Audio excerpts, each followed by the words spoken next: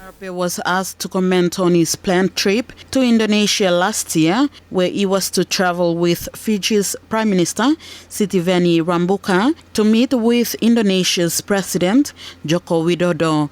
He says the trip is still outstanding, but during his bilateral meeting with the Indonesian President this month, this was discussed.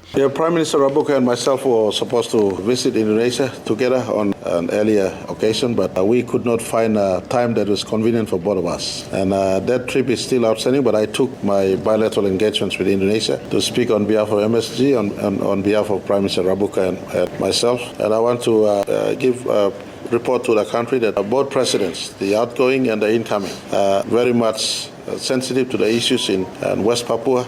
They've given, the incoming president has given me assurance in the bilateral we've had that he will be following the path that President Widodo took in respect to how they give respect to West Papua. Prime Minister Marape says Indonesia's president-elect Prabowo Subianto has given assurance to temporary ban on those who are still carrying weapons in West Papua. He told me that there'll be a moratorium or there'll be an amnesty call out to those who still carry guns in West Papua. He gave an example of what happened in Aceh province, where the separatists there eventually have now been brought back into being part of the mainstream Indonesia. But it's given assurance to us that there will be no human rights abuses there.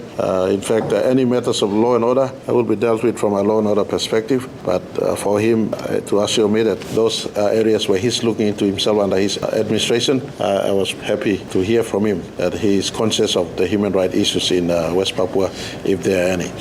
I did indicate that the MSG has assigned myself and Rabuka to come back and see him. As a special envoy appointed by the MSG to visit Indonesia this year, Prime Minister Marape says they were busy and did not find the time to attend. He says another MSG meeting is coming up this year, where if time permits, they will return to Indonesia. Esther Brelinwani, NBC National News, Port Moresby.